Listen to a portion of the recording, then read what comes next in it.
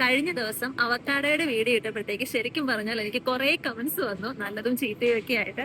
അതിലൊരാൾ കളിയാക്കിയോ കളിയാക്കാതെയോ ചോദിച്ചതാണ് തണ്ണിമത്തങ്ങയുടെ കമന്റ് എന്താണ് വീഡിയോ ഇടാൻ. അപ്പൊ ഞാനോർത്തു എനിക്ക് തണ്ണിമത്തങ്ങയുടെ വീഡിയോ ഇടാന്ന്. പക്ഷെ എല്ലാവർക്കും അറിയായിരിക്കും എങ്ങനെയാണ്.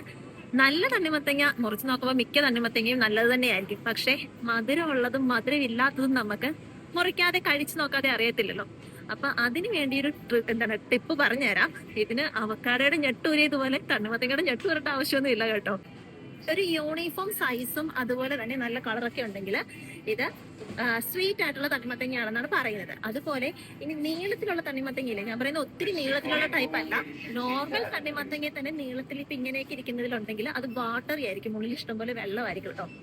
പിന്നെ നമ്മൾ വാങ്ങിക്കുമ്പോൾ ഇതുപോലെ മഞ്ഞ കളറിലെ സ്പോട്ട് നന്നായിട്ടുണ്ടെങ്കിൽ ഇതിന് നല്ല മധുരമുണ്ട്. ഇനി വെള്ളയാണ് ഇതിന് പകരമെങ്കിൽ അത് നല്ല വിളഞ്ഞതായിരിക്കത്തില്ല, അതിന് മധുരം കുറവായിരിക്കും.